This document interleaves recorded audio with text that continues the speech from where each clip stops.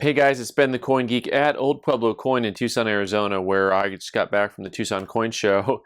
Ooh, a lot of traveling, but also got some new purchases for you and some stuff I was pretty excited to pick up in the way of coins and currency. And this, my friends, is an original $50 pack of Bicentennial 1976 $2 bills. And I thought it was kind of cute. You know, got all the original. You can see what happens when the glue on that stuff starts to fade. But really neat piece. Also, the thing to pay attention to, this is actually from the third day of issue.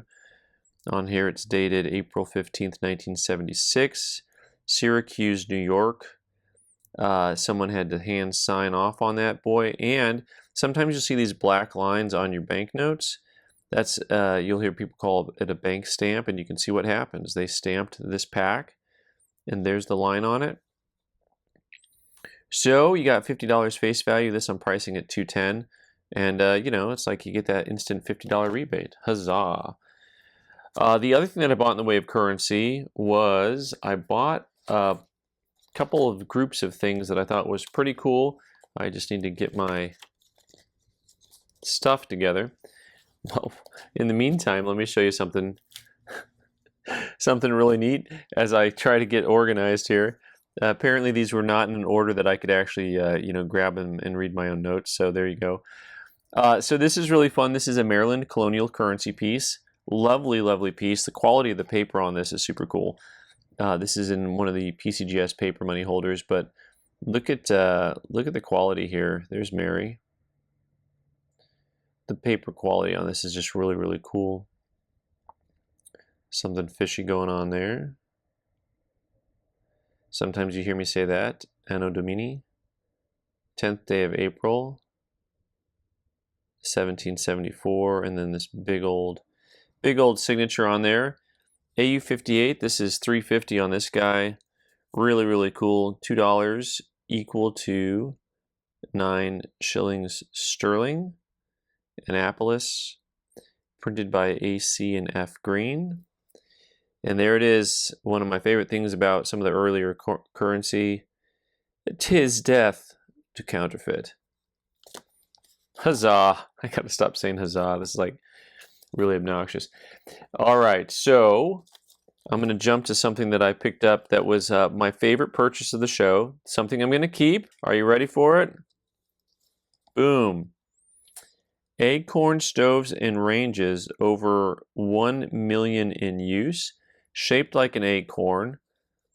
1898. Look at the script on that. Rathbone, Sard and Company. Albany, New York. Chicago, Illinois. Detroit, Michigan. Aurora, Illinois. And you see, when you see that little piece up top, that little pin, that means it turns. And what you have is a calendar. And you'll have the calendars go through January, February, not a leap year. Acorn Stoves. Start the new year right by buying an acorn. Save money by saving fuel. Acorn Stoves and Ranges are fuel savers. Known everywhere. Used by all classes. Buy the acorn. Keep fire the year round. Always the best. Be sure to know your stove is an acorn. So, and then of course the other side you have the other years, the back half. Super, super cool. And somebody had this for $15, and I said, that's for me. That is for me. All right, so a lot of the currency that I ended up buying was an error currency. No, it wasn't an error to buy it. It was just super cool. This is an overprint on the back error. So the first printing is the back. The second printing is the overprint, the seals and the serial numbers. I'm sorry, that's the third print. The second print is the face. The third print is the seal and serial numbers. Super cool with the blank face. So I'm not going to have an exact price on my error notes just yet. I've got to do a little bit more digging. I think this in gem uncirculated is about $750.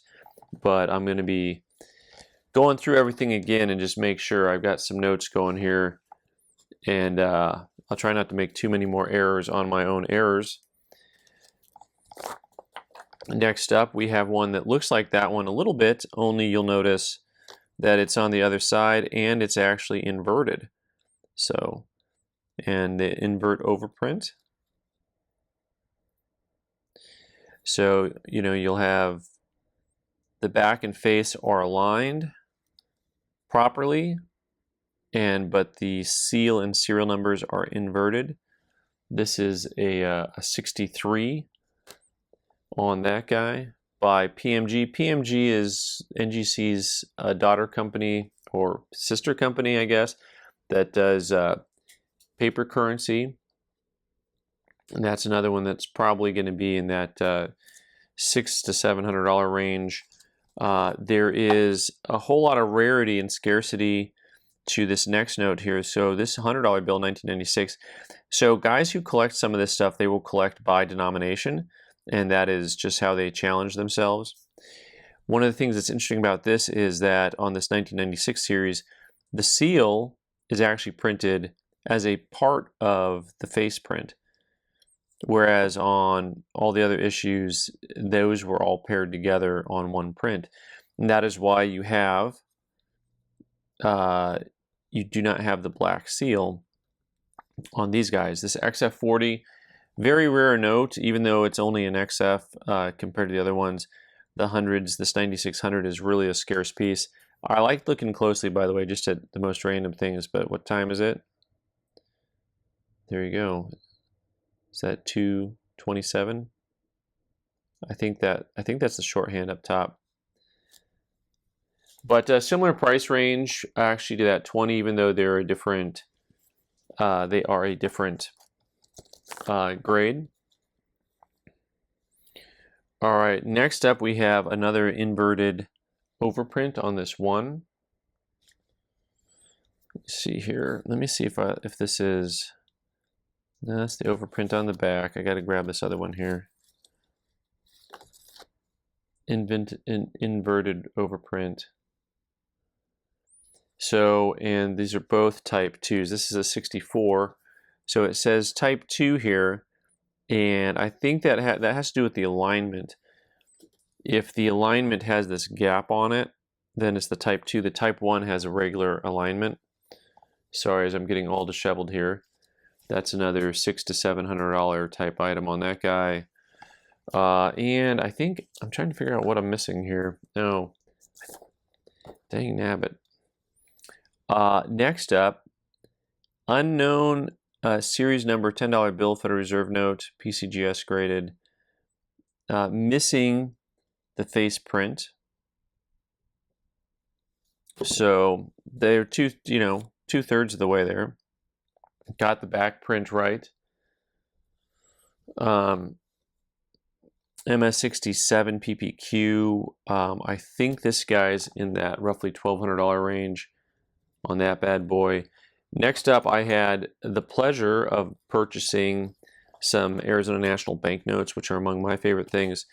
And I oftentimes have people ask if these things are available for sale. I usually only have a couple examples available, and they're not. The Consolidated National Bank of Tucson, the 4287, a nice $20 bill. This is $650 on this guy. Just a nice middle grade VF. And I have a Tucson 10. I actually don't own one of these for myself yet, a Tucson 10. I've got a 20 and uncirculated that I show at shows. This is also $650 on this guy.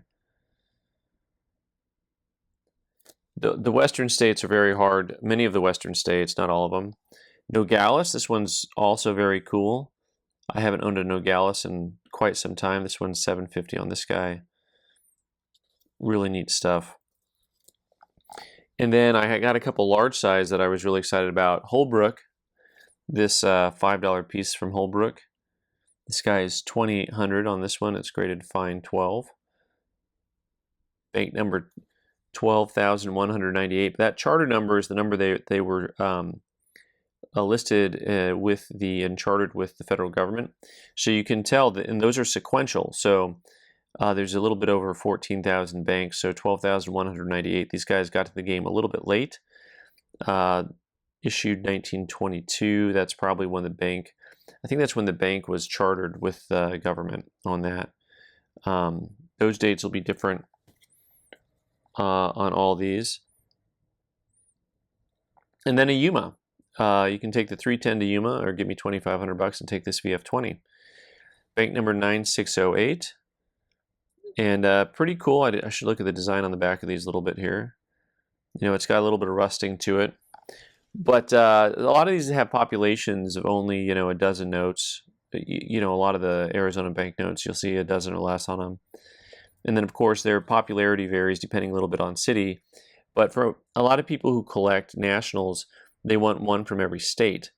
And so what happens is when you only have a few hundred notes on your state, all your state notes are very, very scarce. And I just want to look at this here really quick. February 14th, 1912. That is the date of statehood for Arizona. So now you know, Valentine's Day 1912 is when Arizona became a state. The Bank of Yuma, Arizona. I didn't look at the back of this real quick to show you. This is Plymouth Rock on this one. That's the depiction here. The boat. It's a little crusty in the middle, hard to see, but the ship coming up on Plymouth Rock. So finally, I have some Arizona Nationals for sale that are not, you know, $10,000, and I've got some nice, affordable, small size, and the Aero notes are killer. They're just fun stuff. We'll have that all up and on the website. Thanks so much for watching. I've been the Coin Geek. You can subscribe by clicking on the owl button in the corner and watch more videos on the right side of the screen. Thanks.